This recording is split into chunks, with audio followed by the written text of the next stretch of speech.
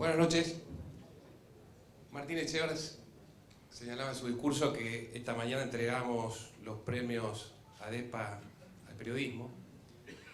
El discurso central de esta mañana estuvo a cargo de José Claudio Escribano y giró en torno a la célebre frase de Gabriel García Márquez en la que señalaba que el periodismo, para él, era el mejor oficio del mundo. Eso lo dijo en una asamblea de la Sociedad Interamericana de Prensa en el año 96 en Los Ángeles. Fue el orador principal. Y al año siguiente, en el 97, que fue en Guadalajara, el orador principal fue otro gran escritor y periodista, en este caso argentino, tucumano, que fue Tomás Eloy Martínez.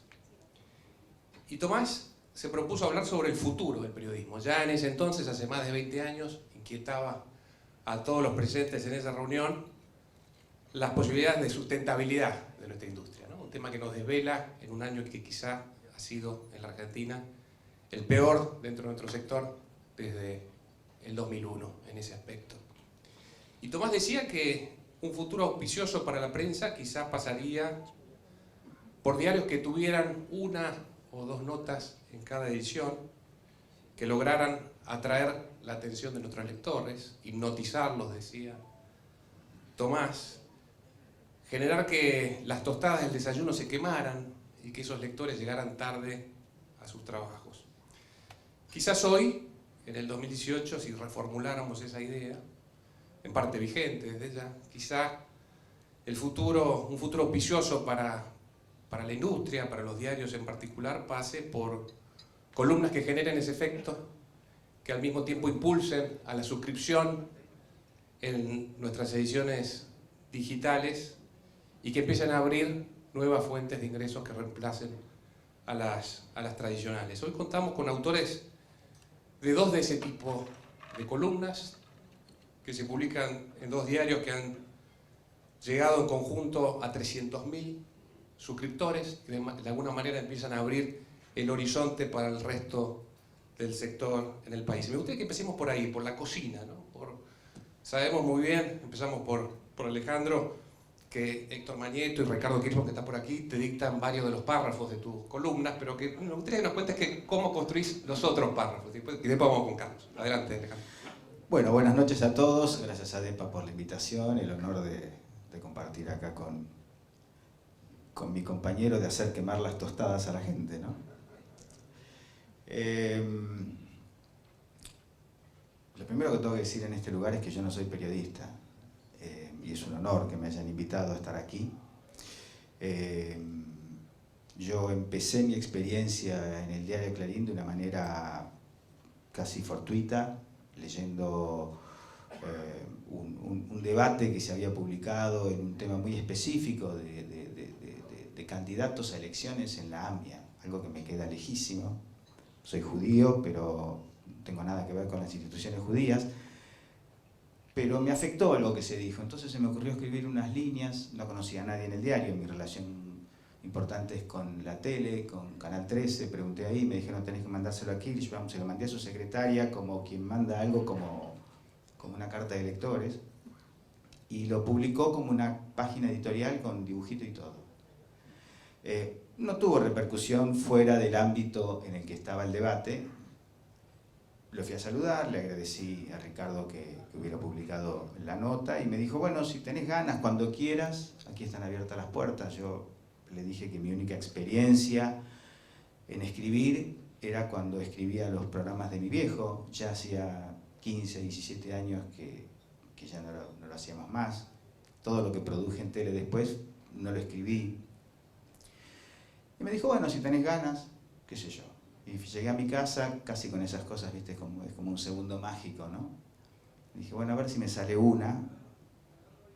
Me pareció que podía ser interesante. Se la mandé de vuelta a la secretaria de Ricardo. Le dije, dásela si le sirve, si quiere. Y la publicó el domingo, página entera en Clarín. Domingo, página entera en Clarín, es un impacto importante. Bueno, me llamó mucha gente. Me llamó una persona que yo aprecio mucho, que conozco desde que comencé en la tele, no voy a decir quién es. Me dijo, tenés que escribir todos los domingos. Le dije, Lucio, no me pida eso. Me dice, vos tenés que escribir todos los domingos, no tenés que dejar de hacerlo, bla, bla, bla, bla. Pasaron 11 años y aquí estoy. Y lo que quiero decir, aprovecho el ámbito, es que yo voy al diario 3 veces por año, o 4 como mucho, a tomar un café con Ricardo.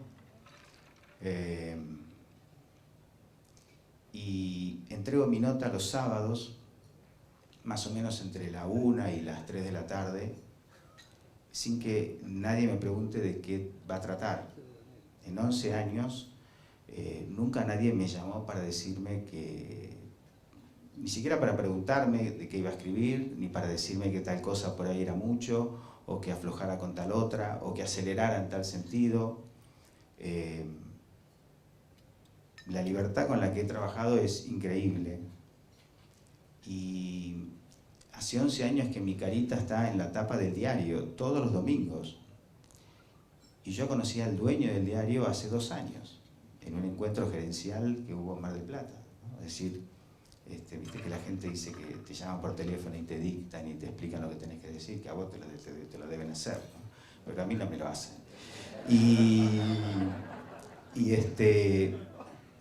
Y esto hay que decirlo, la verdad es que vos sabrías escribir sin que te dicten. No, bueno, pero yo puedo ser divertido para un lado o para el otro. A mí me mantienen divertido para un solo lado porque me bajan esa línea, ¿no?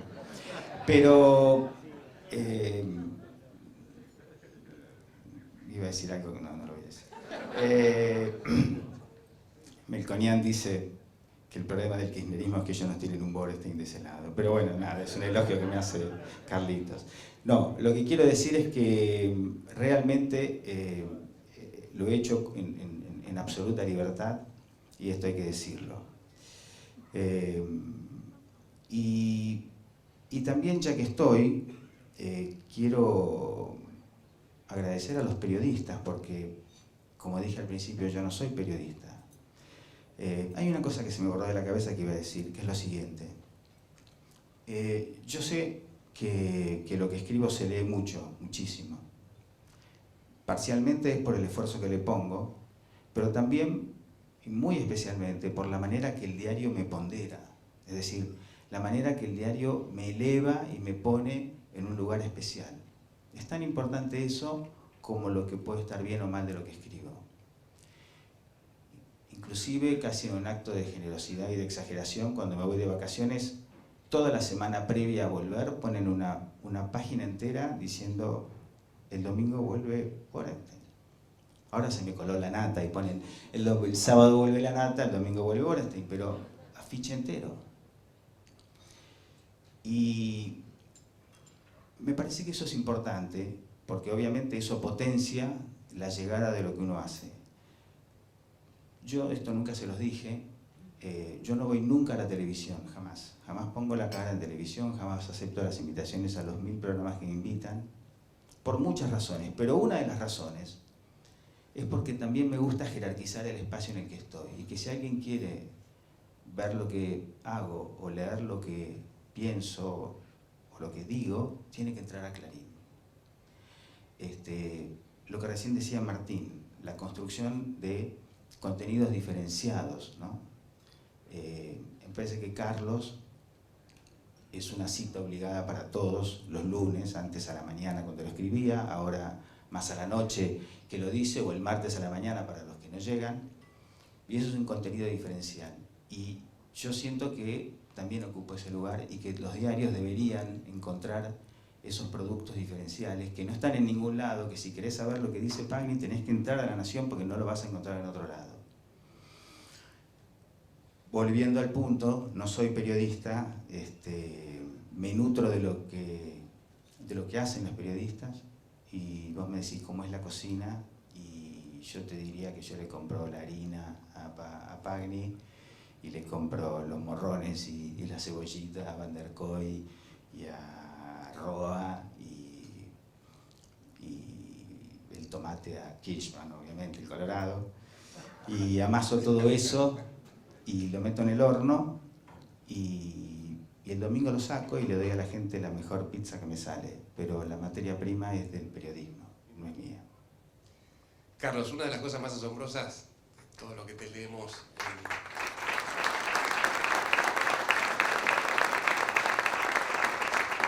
de todo lo que tenemos en el diario y que te seguimos en Odisea, es la cantidad de datos, la cantidad de nombres. Hace poco te pregunté, ¿cómo haces para armar esos rompecabezas? ¿Tenés fichas? Y vos me dijiste, tengo todo eso en mi cabeza. ¿Cómo haces para tener todo eso en tu cabeza? Bueno, primero, muy buenas noches, muchas gracias por la invitación de estar acá, es un placer enorme. Tengo un enorme aprecio por Alejandro y me encanta estar acá con él. Y además en una noche como la de hoy, con tanto significado en el reconocimiento a José Ignacio López, en la figura de José Ignacio, en lo que representa el proceso que vivió la Argentina y que hoy encarna en la figura de él. Así que para mí es sumamente satisfactorio estar acá. Así que muchas gracias a ADEPA, a Martín, al doctor Escribano, que es el que me convocó. Yo creo que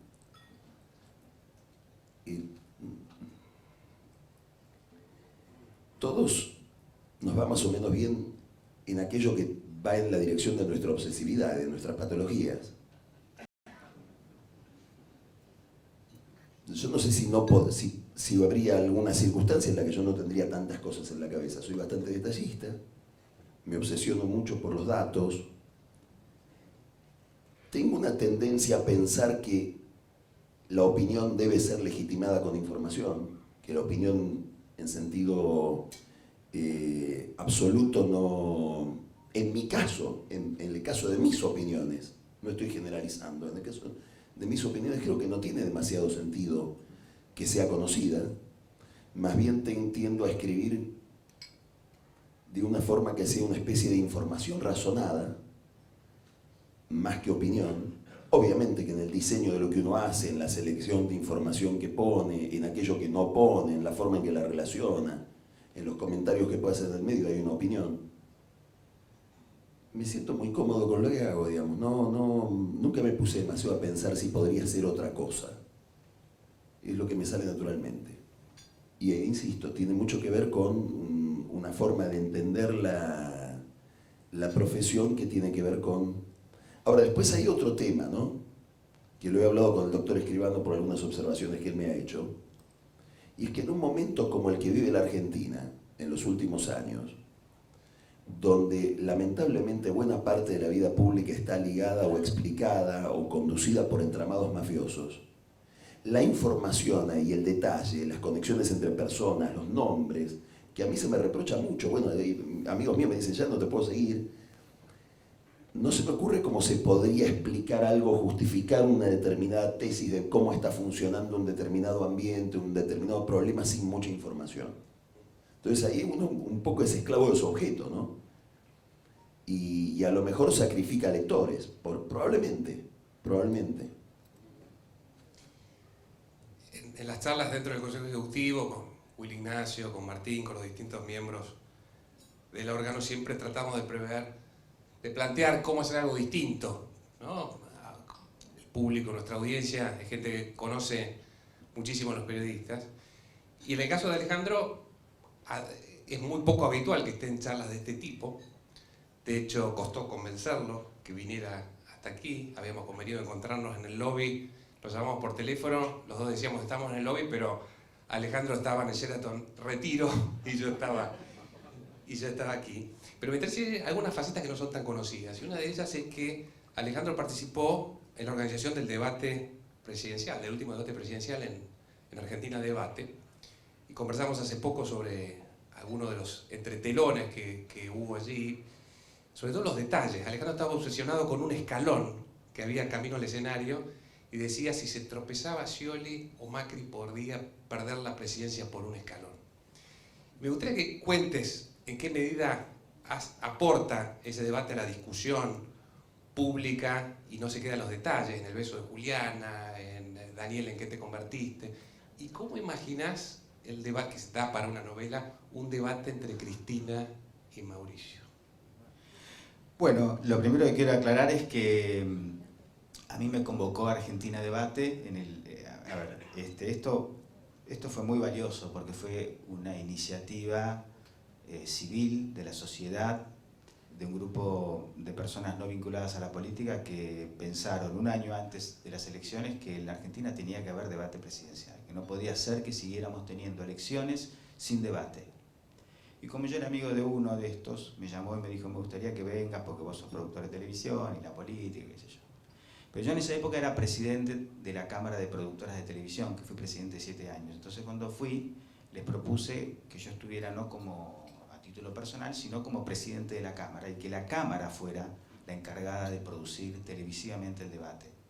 Porque en definitiva la Cámara representaba a todas las productoras de televisión, que son básicamente independientes de los gobiernos, del Estado, de los canales. Entonces eso le acentuaba la independencia que debía tener la organización de un debate, que despierta todo tipo de suspicacias y de cosas a niveles inimaginables.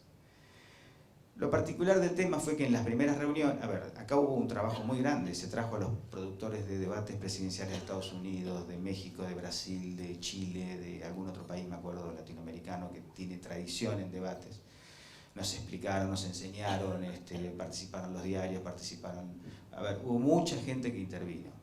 Y los canales dijeron, si no van todos los candidatos, nos vamos. Cuando dijeron eso, yo dije, se van. Yo ya sabía que uno no iba a venir. Efectivamente, al bajarse Scioli, se fueron todos y quedamos nosotros solos, los productores de televisión, con los fundadores originales de Argentina Debate. Y nosotros pensamos que bueno, esto se moría ahí y ellos dijeron, no, bueno, vamos a hacerlo igual, vamos a hacerlo por streaming. Finalmente se subió a América, se hizo el primer debate y claro, recordá que en ese momento parecía que Scioli podía ganar en primera vuelta y que todo iba a terminar ahí, y el resultado que se dio transformó al segundo debate en un acontecimiento nacional de proporciones inimaginables. Yo no sé si vos sabés, pero el rating que tuvo, sumado todos los canales, el debate presidencial fue superior al de la final de Argentina con Alemania en Brasil.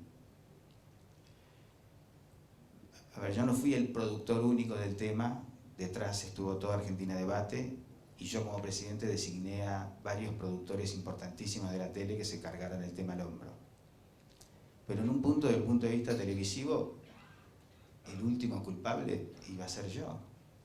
Con lo cual, la verdad es que, además del estrés, perdí 10 kilos, realmente fue vivir un momento histórico desde adentro, con 1000 situaciones. Lo del escalón que vos decís es que tuvimos que poner un escenario que sobresaliera, porque era muy poco profundo el de la Facultad de Derecho. Entonces avanzaba sobre las primeras filas y tenía un espesor de unos 7-8 centímetros por sobre el escenario original. Por lo tanto, en algún punto había un escalón. El escalón estaba justo en la línea donde bajaba el telón.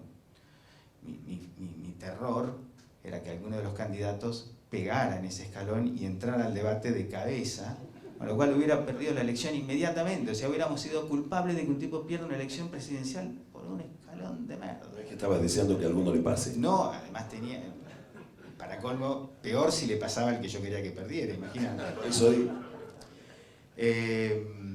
Pero no, hablando seriamente, fue una cosa muy bien hecha desde el punto de vista institucional. Digo, nosotros no hicimos un programa de televisión, nosotros transmitimos un acto institucional republicano que fue un aporte muy grande para la democracia, me parece. Toda la gente de Argentina Debate. Se hizo de una manera impecable, los sorteos, las temáticas, la negociación con todos los candidatos en el primer debate. Y tal es así que luego se ha promulgado una ley que obliga a los debates presidenciales para la próxima elección. Tiene que haber 2 debates en la primera vuelta y si hay balotaje, otro debate más. Y ya se hizo un acuerdo entre la Cámara Electoral y Argentina Debate, de la cual yo formo parte, para que nosotros nos hagamos cargo junto a la Cámara Electoral de realizar esos debates, cosa que ya está en marcha ahora, ¿no? O sea que sí, estamos preparándonos para el Mundial, es un Mundial eso, ¿no? Imagínate. No quiero ni pensar el balotaje que me acabas que todos imaginamos, ¿no? Carlos, todos te leemos en el diario, todos te seguimos en La Nación Más con Odisea, pero no todos leen tus columnas en El País, donde amplias el foco y planteas lo que ocurre a escala regional o a escala global. Tu última columna fue sobre Trump y Bolsonaro. Y la Argentina parece estar en destiempo respecto de lo que ocurre en Estados Unidos, en Brasil o en el primer mundo en general con la ola populista, ¿no? ¿Cómo se relaciona una cosa con la otra? Una Argentina tratando de salir de ese ciclo con la amenaza de que vuelva y lo que ocurre en estos países que tanto influyen a nivel local. ¿Cuál es tu análisis? Nosotros tenemos una tendencia especial al narcisismo en la que voy a caer ahora. Y para decir lo siguiente, y lo digo en serio, creo que la Argentina en alguna medida adelantó un fenómeno. ¿Qué quiero decir? Cuando se explique la historia de este país, los historiadores tengan que escribir el proceso del que estamos siendo parte, va a haber un ciclo, a mi juicio, indispensable, sobre el que se ha reflexionado muy poco sobre las consecuencias de ese ciclo, que es la recesión que fue del año 98 al año 2002.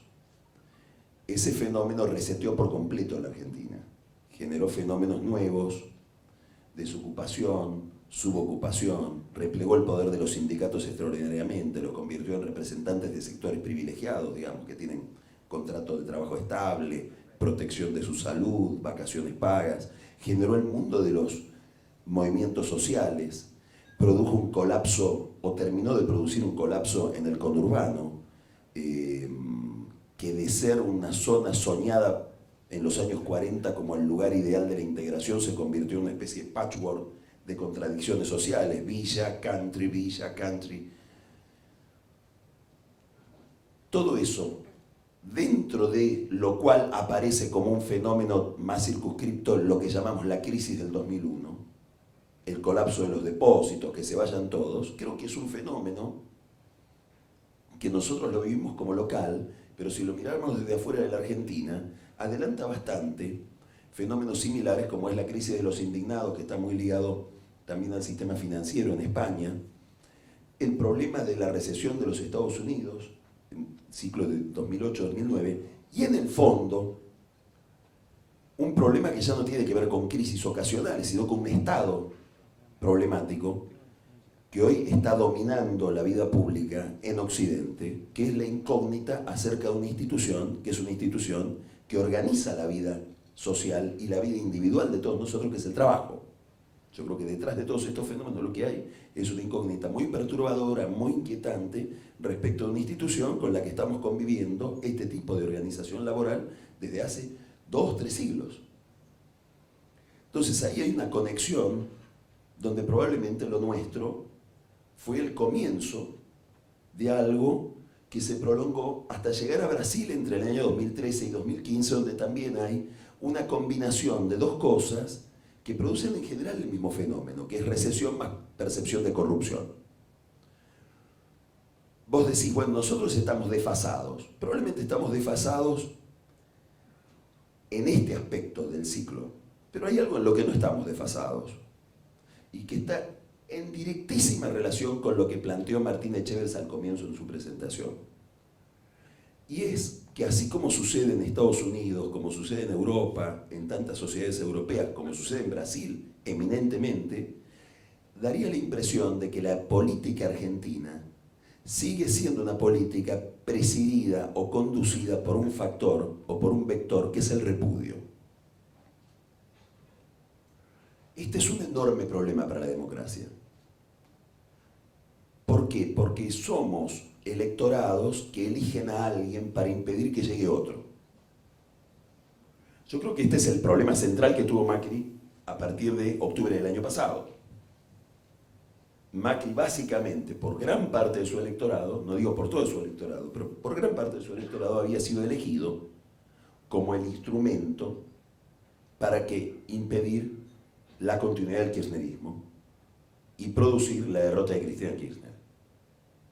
Del mismo modo que para gran parte del electorado brasileño, Bolsonaro fue el candidato, o es el candidato que iba a impedir la restauración del PT, y Haddad era el candidato que iba a impedir la instauración de una especie de populismo autoritario, hiperreaccionario como es el de Bolsonaro.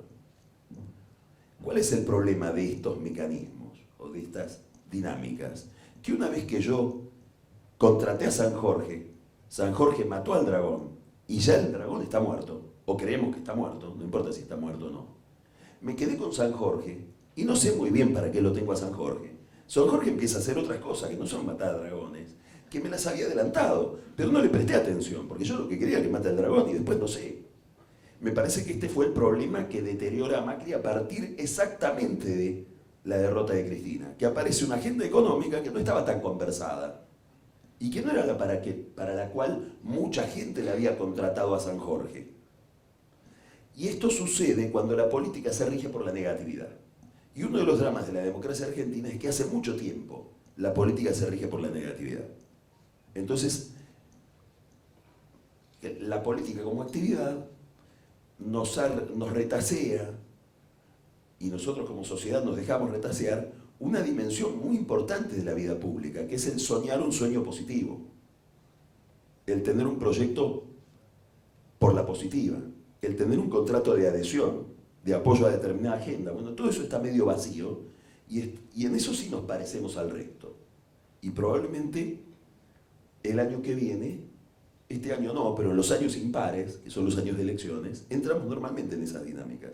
Y en eso somos algo parecidos a Brasil, algo parecidos a lo que pasa en Colombia, bastante parecido a lo que pasa en Estados Unidos, muy parecido a lo que pasa en Venezuela, ¿no? Que son estas radicalizaciones tan ligadas a lo que decía Martín, ¿no? A la pérdida del centro.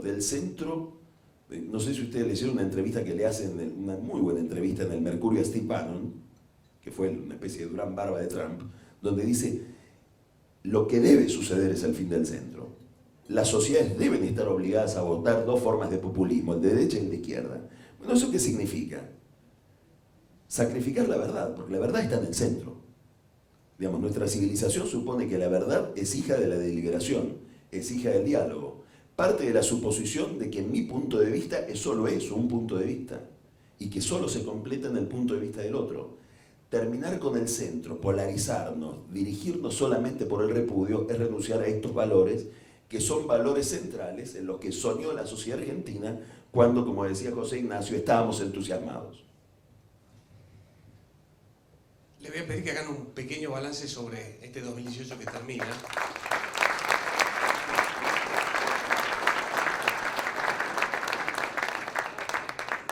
Alejandro, en una de tus últimas columnas señalabas la dificultad para tratar de resumir el tema de la semana, sobre todo cuando en muy pocos días pasábamos del fallido, vergonzoso partido Boca River al G20, ¿no? Son dos Argentinas, somos una Argentina bipolar. ¿Qué somos y cómo termina este año?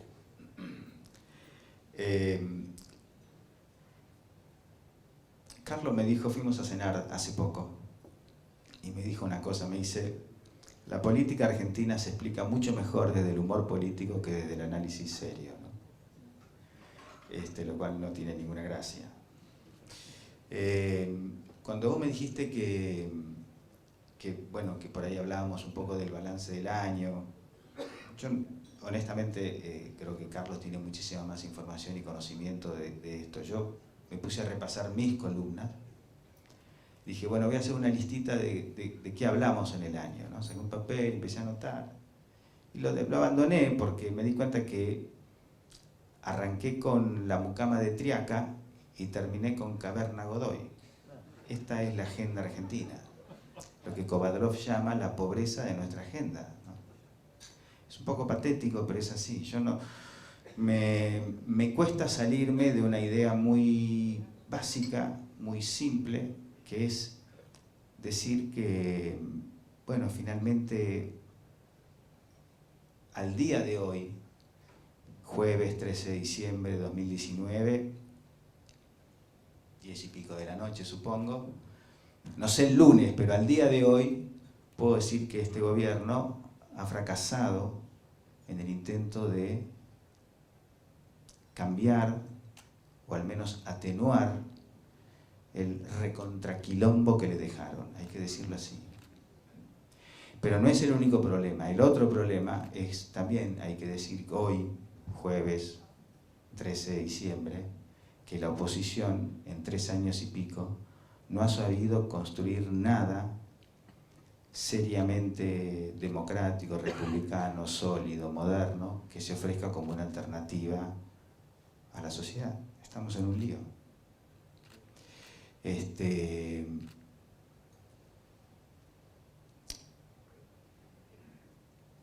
Yo le hago caso a una figura política importante que tiene este país, que la promovió Cambiemos.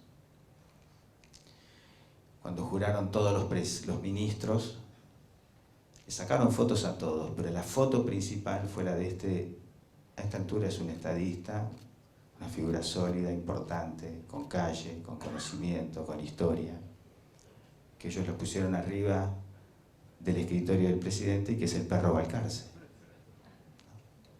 que viene desde el primer comienzo de este gobierno proponiendo que se haga un acuerdo de algún tipo, que las fuerzas políticas dialoguen. Llevamos 3 años y esto, en toda la paleta política, es un fracaso. Puede ser que a partir de la semana que viene cambie, pero al día de hoy es un fracaso. Yo miraba estos días en los diarios las fotos de Teresa. A ver, los ingleses están en un lío en serio, no tienen nuestra agenda, tienen un lío en serio. Y están a 60 días de una cosa que no se sabe la dimensión de lo que puede pasar.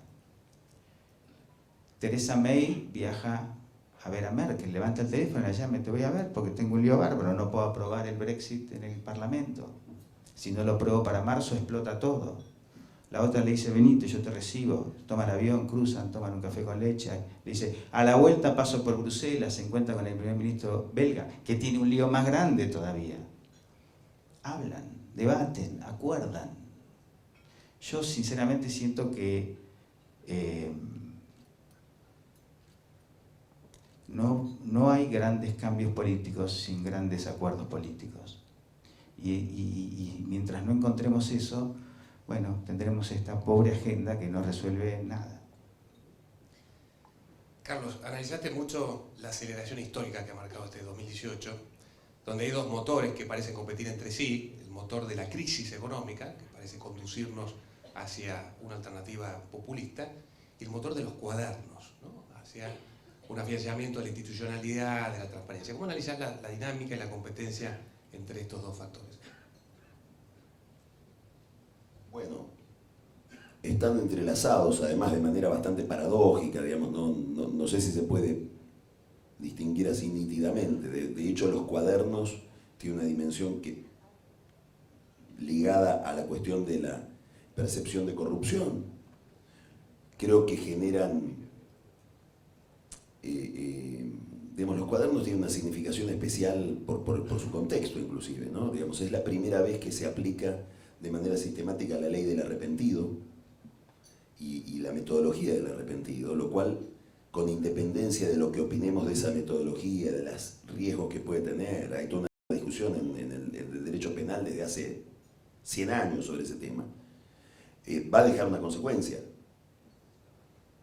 Va a ser muy difícil pagar coimas ahora en adelante, no porque haya un centeno mirando solamente, sino porque aquel al que le pagás, dentro de 20 años se puede arrepentir.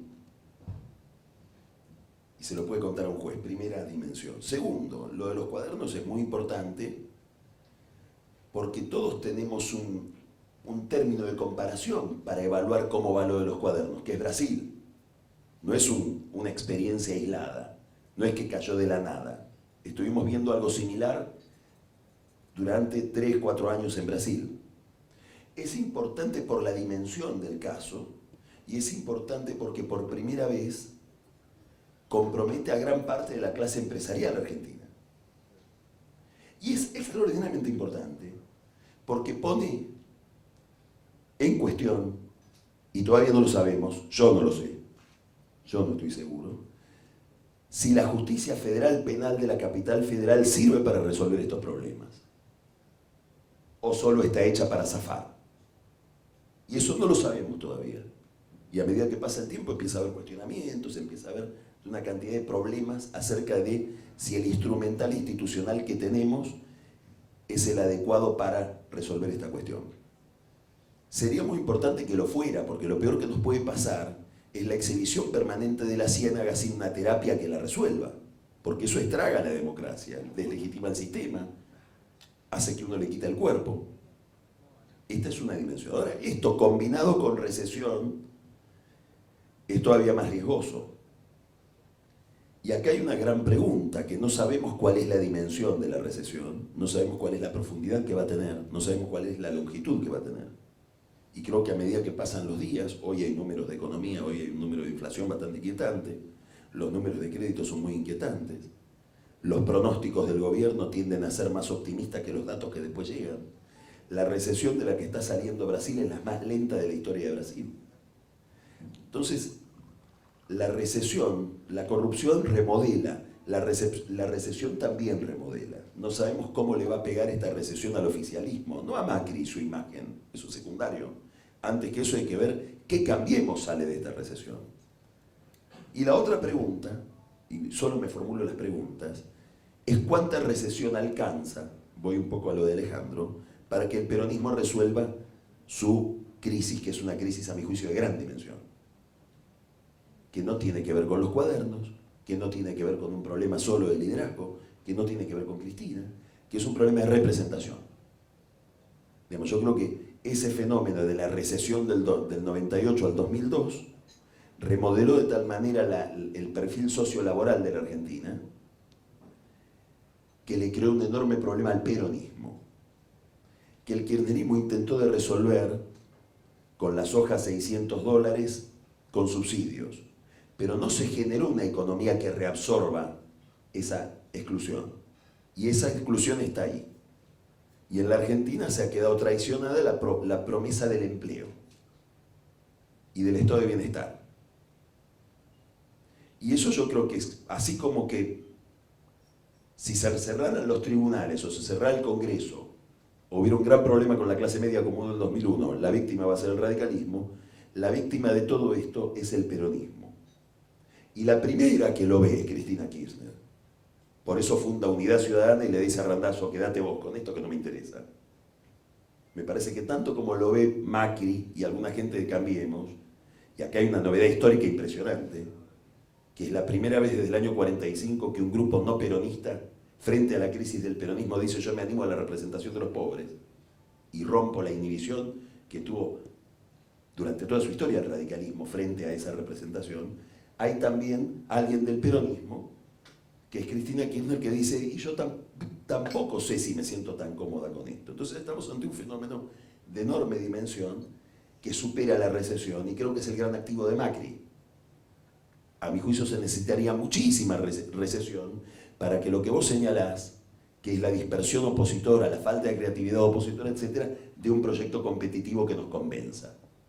Y mientras tanto Macri, al que todo medio le salió mal, sigue estando electoralmente no tan mal como indicarían los resultados de su política por esta crisis que lo excede y que es una crisis del momento histórico.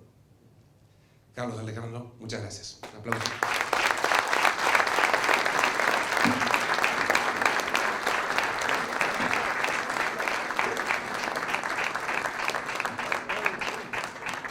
Les agradecemos a Carlos, a Daniel y a Alejandro y ahora los invitamos a seguir disfrutando de esta cena.